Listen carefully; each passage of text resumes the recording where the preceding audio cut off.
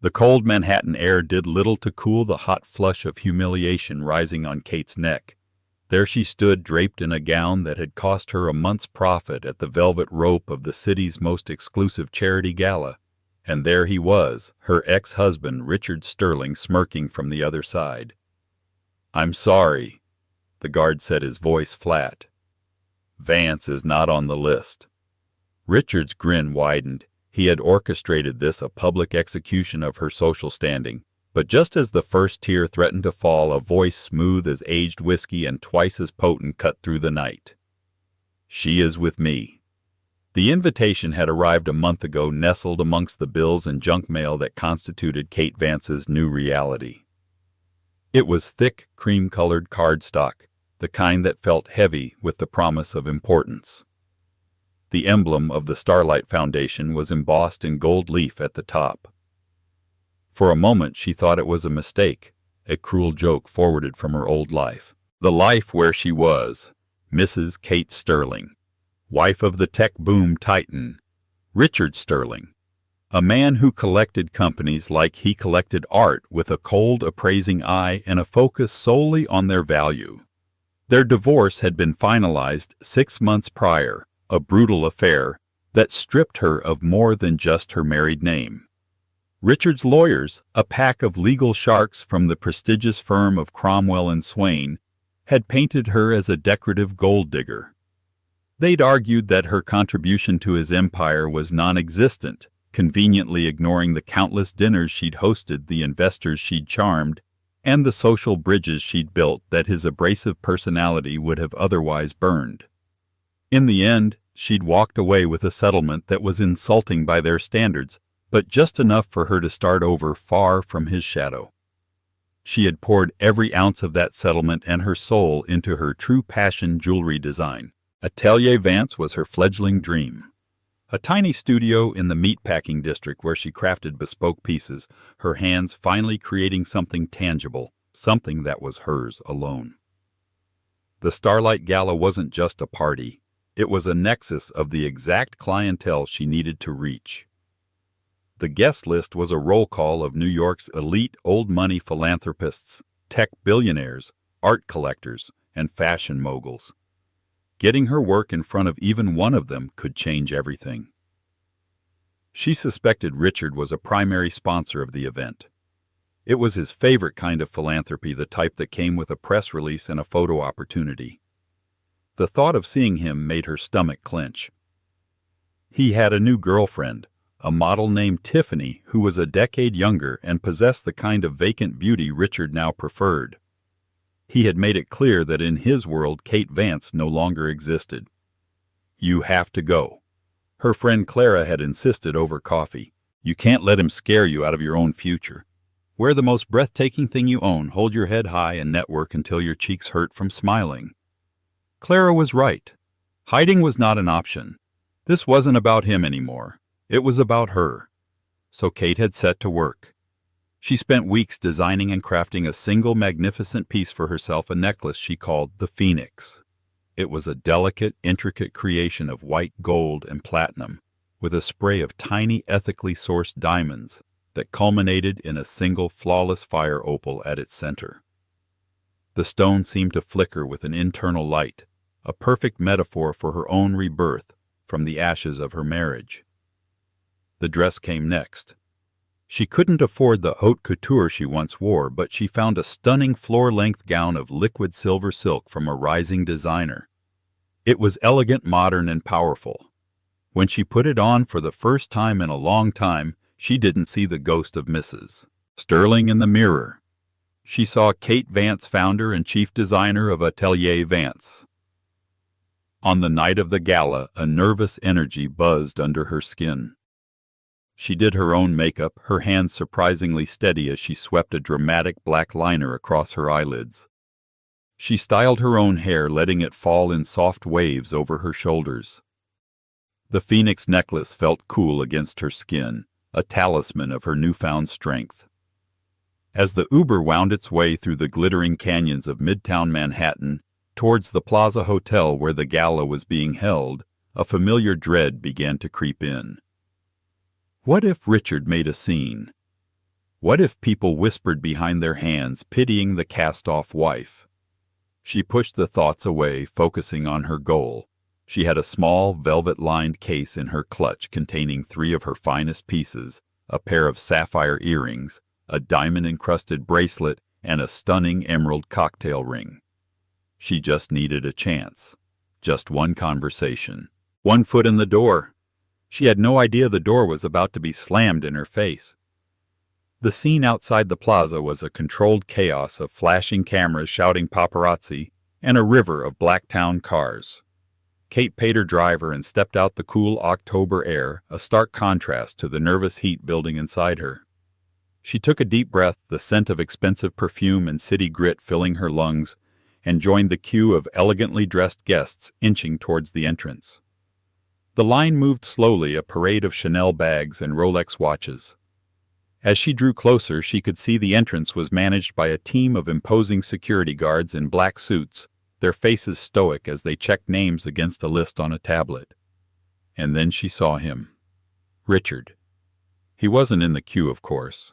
He was standing just inside the entrance holding court with a small group of men, a glass of champagne in his hand. He looked exactly the same, impeccably dressed in a custom Brioni tuxedo, his salt and pepper hair perfectly coiffed.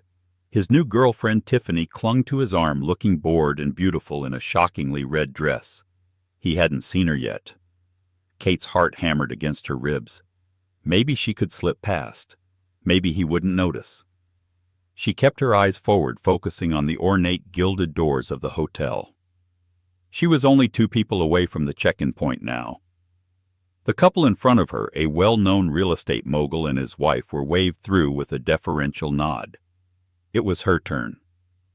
She stepped forward, a polite smile fixed on her face. "Kate Vance," she said, her voice clearer than she expected. The head of security, a broad-shouldered man with a scar above his eyebrow, tapped her name into the tablet. He frowned, tapping again. "I'm sorry, ma'am. Could you spell that for me?" "Vance," she spelled out slowly, the blood starting to pound in her ears.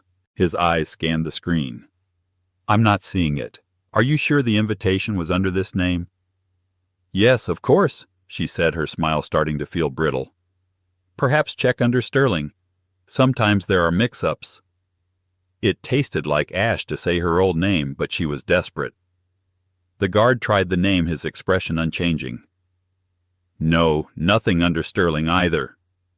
It was then that Richard made his move. He'd been watching, she realized, a predator enjoying the struggle of his prey. He detached himself from his group and sauntered over the picture of condescending concern. "Is there a problem here, gentlemen?" he asked, his voice booming slightly, ensuring everyone within earshot could hear. The security guard looked relieved to see a familiar, powerful face. "Mr. Sterling, this lady is trying to get in, but her name isn't on our list." Richard looked at Kate, feigning surprise. "Kate, what are you doing here?" He said her name as if it were a foreign word he was struggling to pronounce. The implication was clear. "You don't belong." "I was invited, Richard," she said, her voice tight, refusing to let him see her crumble. She held his gaze, a silent battle being waged in front of the gatekeepers of New York society. He gave a short, pitying laugh. "Oh, there must have been some mistake. A clerical error. You know how these things are." He turned to the guard, his voice dropping to a conspiratorial man-to-man tone. "My ex-wife. The divorce was difficult. She's a little confused, I think. Believes she still belongs to this world." The humiliation was a physical blow. It was sharp, hot, and it stole her breath. The people behind her in the queue were starting to whisper, their curious glances turning into stares of pity and judgment. The guard's professional demeanor shifted to one of wary sympathy, the kind you give to someone who is clearly unwell. "I have the invitation right here," Kate said, her hand trembling as she reached for her clutch, but she knew it was useless. Richard was a benefactor, a man who wrote 7-figure checks to this foundation. His word was gospel. "That won't be necessary," Richard said smoothly, placing a hand on the guard's shoulder. "We don't want to make a scene. Just see that she gets a taxi and finds her way home safely. I'll cover any inconvenience." He gave Kate one last dismissive look, a look that said, "I win. I always win," before turning his back on her and melting back into the party. The guard turned to her, his face now a mask of professional regret. "Ma'am, I'm going to have to ask you to step aside. You're holding up the line." The world seemed to shrink, the flashing cameras and muffled laughter blurring into a nightmarish din. She was on an island of shame, completely alone. She had been so foolish to think she could compete, so naive to believe she could re-enter this world on her own terms. Richard had not only slammed the door, he had locked it, bolted it, and stood laughing on the other side. Defeated, she nodded mutely and took a step back, ready to retreat into the shadows of the city. As Kate turned to leave, the sting of tears blurring the glittering city lights, a vehicle pulled up to the curb, gliding to a silent stop. It wasn't one of the ubiquitous black Escalades or S-Class Mercedes. This was a Rolls-Royce Phantom, its bespoke midnight blue paint seeming to drink the light around it. It exuded a quiet, absolute authority that made even the most jaded paparazzi pause. The chauffeur, dressed in a crisp gray uniform, hurried to open the rear passenger door. A single exquisitely crafted leather shoe emerged, followed by a man who unfolded himself from the car with an easy, unhurried grace. He was tall and lean, dressed in a perfectly tailored tuxedo that was understated yet screamed Savile Row. His hair was dark with a hint of silver at the temples that only served to accentuate his sharp, intelligent features. There was an air of stillness about him, a stark contrast to the frantic energy of the red carpet. This was Julian Devereux. Even Kate, who had been out of the social loop, knew the name. The Devereux family was old money with a fortune built over generations in shipping, finance, and art. But Julian had taken that legacy and amplified it, moving into disruptive tech investments and green energy with a Midas touch. Unlike Richard's loud look-at-me brand of wealth, Julian Devereux was famously private, almost reclusive. He rarely attended such events, and when he did, it was on his own terms. His presence alone was enough to create a stir. He handed his keys to the valet and adjusted his cufflinks, his gaze sweeping over the scene. His eyes, a startlingly clear shade of gray, paused for a moment on Richard holding court inside, then moved to the tableau at the velvet rope. The flustered security guard, the whispering onlookers, and the lone woman in the silver dress, her shoulders slumped in defeat. Kate was completely unaware of his scrutiny. Her only focus was on escaping, on getting away before she completely fell apart. She took a step towards the street to hail a cab, her beautiful evening ruined. "Is there a problem here?" The voice cut through her haze of misery. It was calm, measured, and carried an unmistakable note of command. Kate stopped, turning her head slightly. Julian Devereux was walking directly towards the security checkpoint. The head guard immediately stiffened, his professional demeanor snapping back into place, now tinged with deference. "Mr. Devereux." "Good evening, sir." "No problem at all." Julian's gaze flickered to Kate and then back to the guard. He didn't raise his voice. He didn't need to. "It appears there is. This lady seems to be having some difficulty gaining entry." Before the guard could stammer out an explanation, Richard, having noticed the arrival of a true titan, hurried back to the entrance, his plastic smile firmly in place. "Julian, good to see you. We were just clearing up a minor misunderstanding. A gatecrasher, you know how it is." He waved a dismissive hand in Kate's direction, not even bothering to look at her. Julian's cool gray eyes settled on Richard, and for the first time a flicker of something cold and sharp appeared in them. "A gatecrasher. That's interesting. I was under the impression I was meeting my guest here." A stunned silence fell over the small crowd. Richard's smile faltered a crack in his polished facade. Your guest," he stammered. Julian Devereux took 2 steps forward, closing the distance until he was standing beside Kate. He didn't know her personally, but he had read a feature on emerging artisans in a financial journal, and a photo of Kate Vance standing proudly in her studio had stuck with him. He'd admired the fierce determination in her eyes and the unique architectural quality of her designs. He recognized her instantly, and he recognized the look of a man like Richard Sterling, a bully who derived pleasure from kicking someone who was already down. It was a type of man he despised. He turned his full attention to Kate, his expression softening almost imperceptibly. "My apologies for being late, Ms. Vance," he said, his voice now a warm, intimate murmur meant only for her. "The traffic was dreadful." Kate stared at him, utterly bewildered. Her mind raced, trying to make sense of the situation. Julian Devereux knew her name. He was calling her his guest. He then extended his arm, a silent, elegant invitation. It was a lifeline, a choice. She could either question the miracle or accept it. Looking from Julian's steady, reassuring gaze to Richard's face, which was now a mask of pure choleric rage, the choice was simple. With a newfound surge of adrenaline, she lifted her chin, the fire opal of her phoenix necklace catching the light. She gracefully placed her hand on Julian Devereux's offered arm. "You're here now," she said, her voice shaking only slightly. "That's all that matters." Julian gave a slight nod to the dumbfounded security guard. "We'll be going in now." It wasn't a request. The velvet rope was unclipped so fast it was almost comical. Without another glance at the sputtering, incandescently furious Richard Sterling, Julian Devereux escorted Kate Vance into the Starlight Gala, leaving a tableau of open mouths and shattered egos in their wake. The whispers had already begun. Crossing the threshold of the plaza's grand ballroom on the arm of Julian Devereux was like stepping into another dimension.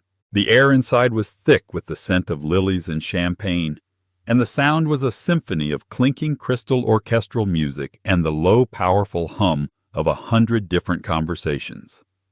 Light from gargantuan crystal chandeliers, each the size of a small car, fractured and danced across the room, catching on diamonds and sequins, turning the entire space into a glittering galaxy of wealth and influence. If Kate had walked in alone, she would have been a ghost, an invisible entity clinging to the edges of the room, desperately trying to catch someone's eye. But on Julian's arm, she was the center of the universe. Every head turned. Conversations faltered mid-sentence. Eyes widened over the rims of champagne flutes.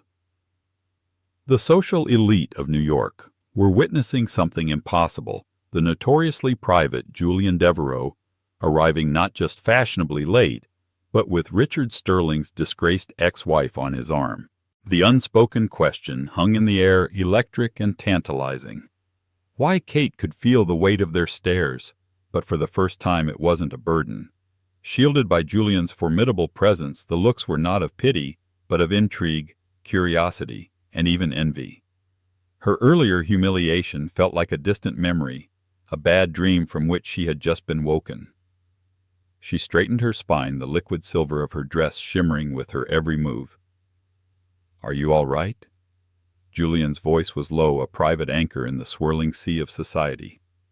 "I am now," she replied, her voice filled with a gratitude so immense she could barely put it into words. "I don't know how to thank you. You didn't have to do that." "A man like Richard Sterling thrives on public displays of power," Julian said, his eyes scanning the room with a calm, analytical gaze. "There is nothing more satisfying than watching such a man's power evaporate when confronted with something real." He glanced down at her, a hint of a smile touching his lips. "Besides, I believe bullies should be put in their place." Just then, a formidable woman with a severe silver bob and a dress that looked like a piece of modern architecture descended upon them. It was Beatrice Lipton, the chairwoman of the Starlight Foundation and the undisputed queen of New York philanthropy. "Julian, we'd almost given up on you," she said, her sharp eyes flicking from him to Kate and back again. "Beatrice, you know I like to make an entrance," he replied smoothly. "Allow me to introduce my guest, Kate Vance. She's the brilliant designer behind Atelier Vance." He hadn't just called her his guest, he had endorsed her professionally. In that single sentence he had given her more legitimacy than she could have hoped to achieve in a year. Beatrice's perfectly plucked eyebrows rose a fraction of an inch. "Atelier Vance. How intriguing. I'm not familiar." Before Kate could even formulate a reply, Julian continued, "You will be. Her work is a remarkable fusion of classic technique and modern sensibility." She has a piece in the upcoming Sotheby's Jewels of Tomorrow auction. It's expected to cause quite a stir." This was news to Kate. She hadn't submitted anything to Sotheby's. She looked at him in confusion, but he gave her hand a barely perceptible squeeze, a silent instruction to play along. She understood immediately. He wasn't just helping her. He was building her a legend right here on the ballroom floor. Beatrice Lipton, whose business was knowing everything about everyone, was now looking at Kate with a newfound respect. To be championed by Julian Devereux was one thing. To be featured at Sotheby's was another entirely. "Well, Miss Vance," she said, her tone completely transformed, "we must talk later. I'm always on the lookout for new artists to support." As Beatrice swept away, no doubt to begin her intelligence gathering, Kate turned to Julian. "Sotheby's," she whispered, half amused, half terrified. "A friend of mine is a curator there," he murmured, taking 2 glasses of champagne from a passing waiter and handing one to her. "I'll make a call tomorrow. I trust you have a piece worthy of the hype." She thought of the emerald ring in her clutch. "I might have something." "I have no doubt." From across the room she could see Richard. He was standing with his back ramrod straight, Tiffany clinging to him like a designer accessory. His face was a thundercloud. He was watching them, his eyes burning with a venomous fury. He had tried to cast her out, to label her a nobody. But in a single masterful stroke, Julian Devereux had not only brought her back in, he had placed her on a pedestal higher than she had ever been, even as Mrs. Sterling. The silent war had been declared, and Richard Sterling, for the first time in his life, was losing. The next hour was a blur of introductions and air kisses. Julian, it turned out, was a master of social navigation. He guided Kate through the glittering throngs with the quiet confidence of a man who owned every room he entered. He didn't just introduce her, he curated her encounters. First, it was Marcus Thorne, the fiercely critical editor of Vogue, a man whose opinion could make or break a brand overnight. Julian presented her not as a date, but as an artist. "Marcus, I want you to meet Kate Vance," he said, as Marcus eyed her phoenix necklace with a professional, calculating gaze. "She designed and crafted this piece herself. It's called the Phoenix. Rather fitting, don't you think?" Marcus Thorne leaned in, peering at the necklace through his signature black-framed glasses. He was silent for a long moment. "The setting on that opal. It's audacious. Very clever. It's alive." He looked directly at Kate. "Call my office on Monday. We're doing a feature on neo-artisans. I may have a spot." Kate's heart leaped. A feature in Vogue. It was an impossible dream. "Thank you, Mr. Thorne. I will." Next was a brief but potent conversation with Antoine Dubois, the lead acquisitions curator for the Museum of Modern Art's design collection. Julian mentioned her unique architectural forms, and Dubois, a man whose praise was notoriously sparse, gave a thoughtful nod and handed her his card, telling her to send her portfolio. With every introduction, Kate felt herself growing taller, more confident. She spoke about her work with a passion that had been dormant for too long. She explained her process, her inspiration drawn from nature and architecture, and the stories she sought to tell with metal and stone. People listened. They were not just being polite to Julian Devereux's companion, they were genuinely interested in Kate Vance, the designer. The whispers followed them everywhere. "That's Sterling's ex-wife. Can you believe it? He threw her out and Devereux picked her up at the door. They say her jewelry line is the next big thing. Marcus Thorne was practically drooling over her necklace. Richard looks like he's about to have an aneurysm. I've never seen him so publicly humiliated." The schadenfreude was palpable. Richard had built his reputation on being an untouchable kingmaker. Tonight the whispers painted him as a fool, a man who had discarded a diamond and was now forced to watch as a more discerning connoisseur displayed it as the treasure it was. Kate caught sight of him again. He was trying to engage a prominent senator in conversation, but the senator's eyes kept flicking over Richard's shoulder towards Kate and Julian. Tiffany was looking increasingly agitated, her perfectly painted smile stretched thin. She kept tugging on Richard's arm, but he was a coiled spring of impotent rage. The true turning point came when Julian led Kate to a quiet alcove where a group of major tech investors were gathered. One of them was a man named Carter Finch, a venture capitalist. Richard had been desperate to court for a new project. Kate had hosted Carter and his wife for dinner twice at her old home, charming them with her knowledge of art and vintage wine, a dinner Richard had later taken full credit for. "Carter, good to see you," Julian said warmly.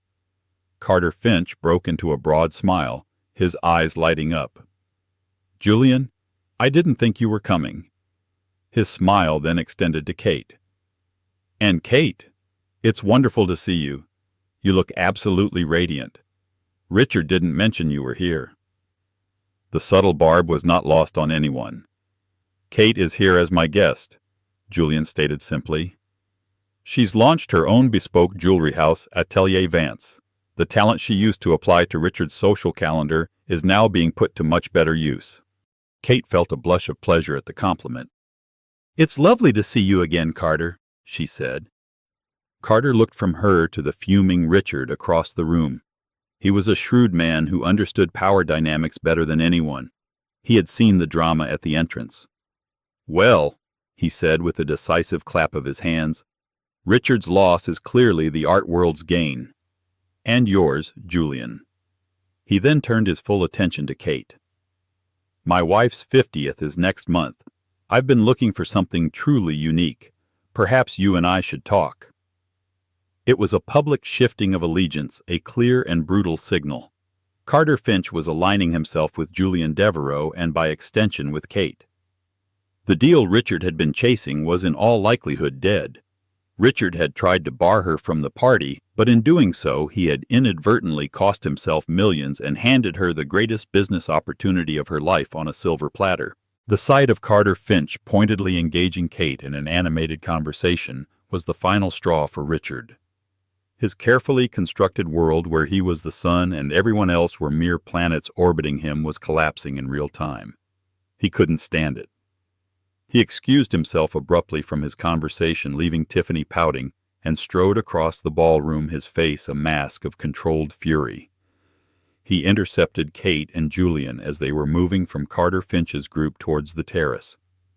"Julian," he said, his voice dangerously low, "a word, if I may."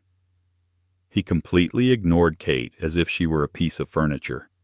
Julian stopped turning to face him. He didn't seem surprised, merely expectant. "Richard?" "I don't know what kind of game you're playing," Richard hissed, keeping his voice down but failing to hide the venom in it. "But I think you should be aware of who you're associating with." "I'm perfectly aware," Julian replied, his tone icy calm. "I'm associating with Ms. Vance, a talented designer." Richard scoffed a bitter, ugly sound. "A designer?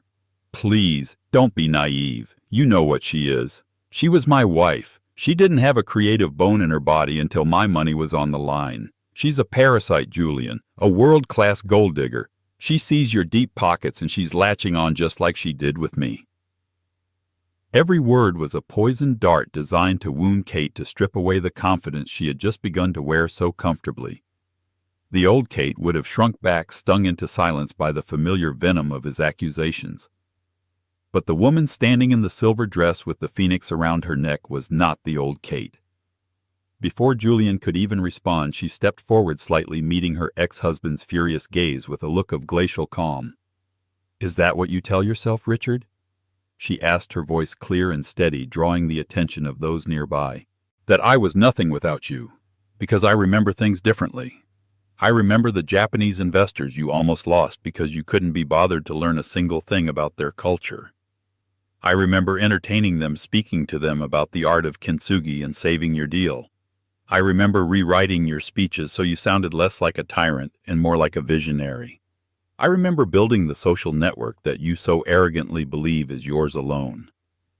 She took another step closer, her voice dropping but losing none of its intensity. "You say I'm a gold digger, but the truth is you're a hollow man. You surround yourself with beautiful things, art cars women, because you have no beauty inside of you. You didn't discard me, Richard. You lost me. Because you were so terrified that people might realize that your wife, the parasite, was actually the one propping up your fragile ego all along. The color drained from Richard's face. He was speechless, his mouth opening and closing like a fish. He had expected tears, fear, submission. He had not expected a warrior. Julian Devereux, who had remained silent throughout her speech, now delivered the final devastating blow. He looked Richard up and down with an expression of profound disappointment. The true measure of a man sterling is not how he treats his equals, but how he treats those he believes are beneath him. Julian said, his voice quiet, but carrying the weight of a judge's sentence. You've just shown everyone in this room your true measure, and frankly, it's pathetic. With that, Julian placed a gentle hand on the small of Kate's back and guided her away, leaving Richard standing alone in the middle of the ballroom, exposed and utterly defeated. The people who had been covertly watching the exchange now looked away not with pity, but with contempt. The king was not only naked, he was small. Julian guided Kate through a set of French doors and onto a sweeping stone balcony that overlooked the twinkling expanse of Central Park. The cool night air was a welcome relief, and the distant sounds of the city provided a peaceful counterpoint to the buzzing gossip inside. For a few moments they stood in a comfortable silence, gazing out at the familiar skyline that suddenly looked brand new to Kate. "Thank you," she finally said, turning to face him. The moonlight softened the sharp angles of his face, revealing a depth in his gray eyes she hadn't seen before. "For everything. But most of all for letting me fight my own battle back there." "I never doubted for a second that you would win it," he replied. "Some people roar to prove they are lions. Others like you simply are." He gestured towards her necklace. "The Phoenix, you chose its name well." A genuine smile touched her lips. "I feel like I've been living in a cage for 10 years and someone finally left the door open." "You were the one who flew out, Kate," he corrected gently. "All on your own." They spoke for what felt like hours.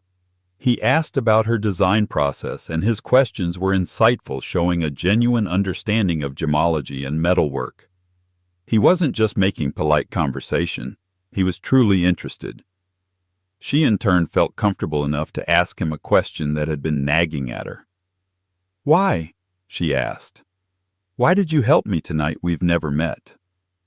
Julian leaned against the balustrade, his silhouette dark against the city lights. "That's not entirely true," he said, a mysterious smile playing on his lips. "I feel as though I've known a part of your work for some time." He reached into his tuxedo jacket and pulled out his phone. He swiped through a few photos before turning the screen towards her. The image displayed was of a pair of cufflinks. They were stunningly unique, crafted from titanium, and inlaid with a mosaic of lapis lazuli designed to look like a star chart of the night sky. Kate gasped. "The celestial cufflinks. That was from my very first collection. I made them right after I left Richard. I put them in a small charity auction for emerging artists to try and get my name out there. They were bought by an anonymous online bidder. I never knew who." Her eyes lifted from the phone screen to his face, the realization dawning on her. "It was you." He nodded. "I collect pieces from promising new artists. When I saw those, I was struck by the vision and the precision. They were bold and yet deeply personal.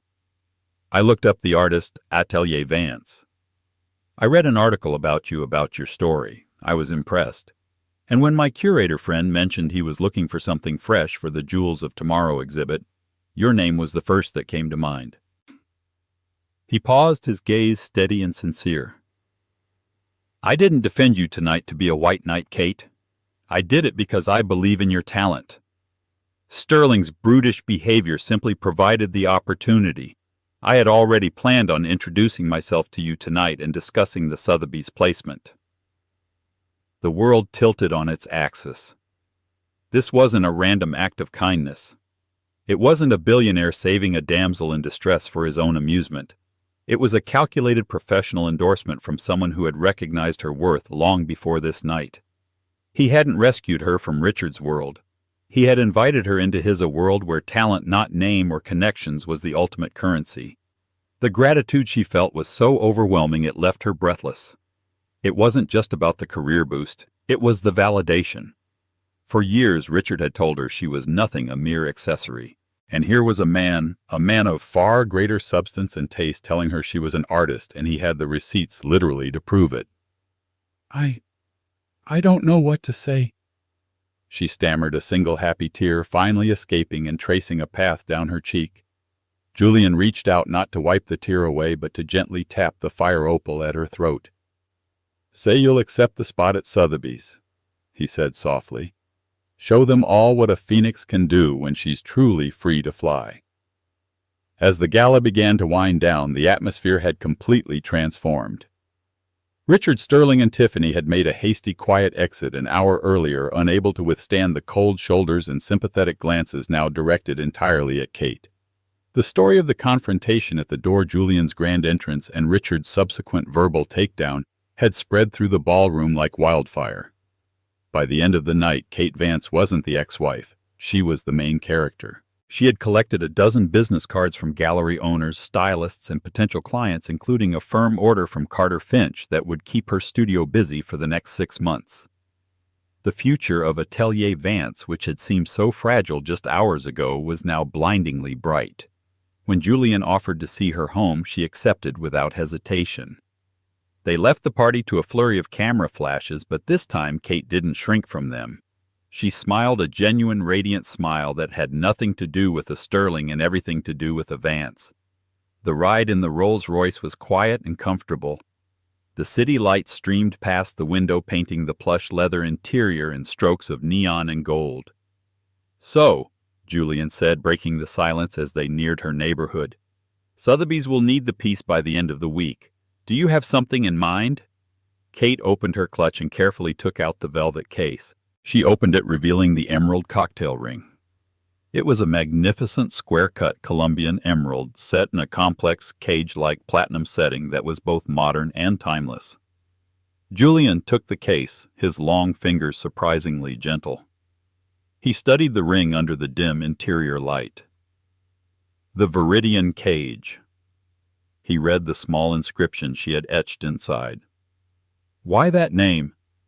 "Because for a long time I felt like a beautiful thing trapped in a gilded cage."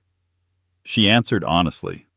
"This ring is about acknowledging the cage, but focusing on the gem, the part that is strong and valuable and can't be contained forever." He looked from the ring back to her, and in his eyes she saw not pity but profound understanding.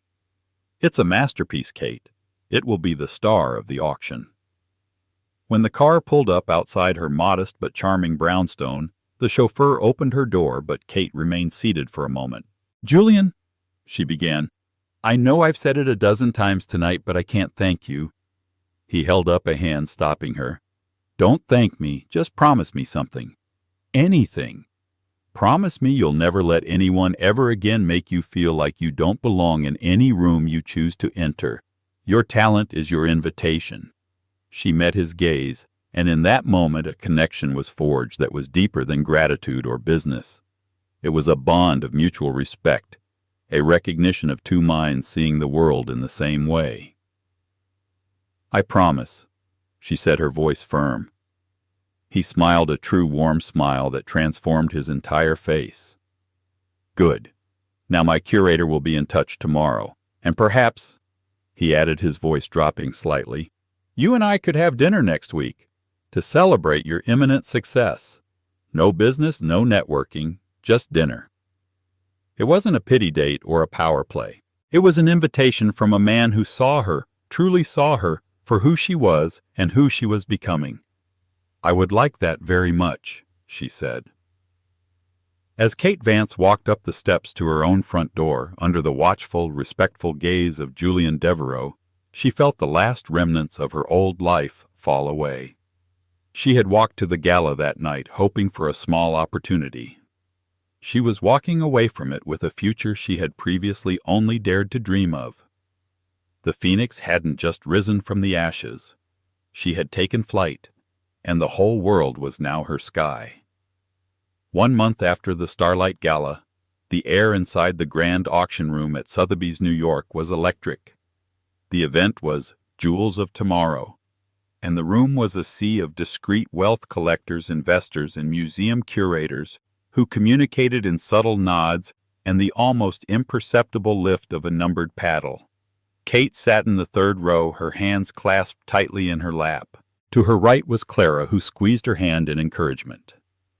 To her left was Julian Devereaux, a picture of calm confidence that served as an anchor for her churning nerves. Her piece, The Viridian Cage, was the final lot of the evening.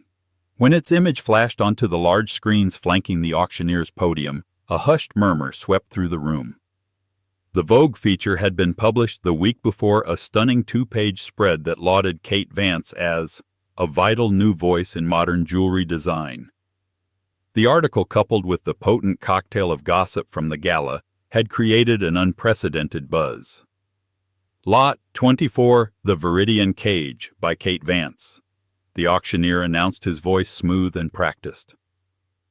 A magnificent Colombian emerald in a bespoke platinum setting, a truly singular piece from a designer of immense talent. We shall open the bidding at $100,000. Kate's breath hitched. $100,000 was already more than she had dared to hope for. Instantly, a paddle went up. $100,000, the auctioneer confirmed. $125, another voice called out. $150. The bids climbed rapidly, the numbers echoing in the hushed room. $150 became $200. $200 became $250. Kate felt lightheaded. This was beyond her wildest dreams. Antoine Dubois, the MoMA curator, was in the race, his expression scholarly and intense. A woman in the front row, rumored to be bidding for a Saudi princess, was his main competitor. Then, just as the bidding reached $300,000, a new player entered the game. $350,000. The voice came from the back of the room near the entrance. It was sharp, aggressive, and painfully familiar.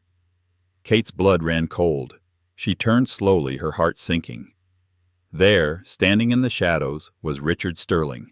He looked haggard, thinner than a month ago, and a desperate, obsessive glint shone in his eyes. He held paddle number 113.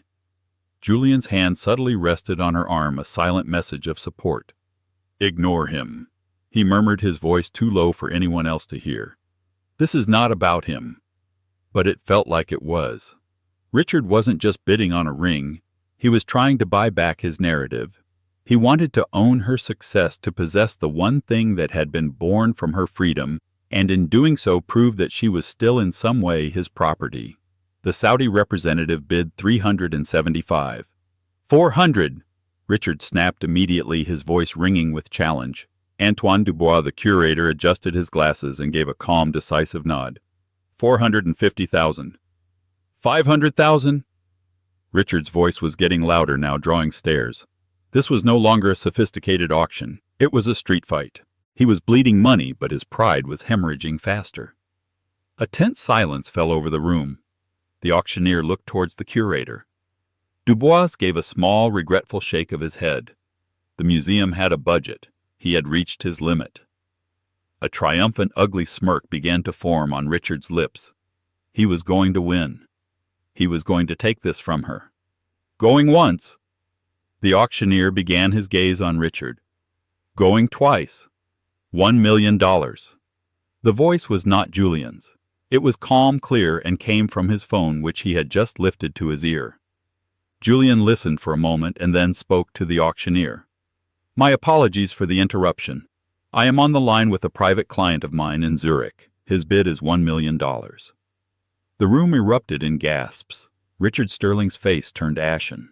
He had thrown $500,000 on the table out of sheer ego, and Julian had just swatted it away like an insect quadrupling the last serious bid without a flicker of emotion.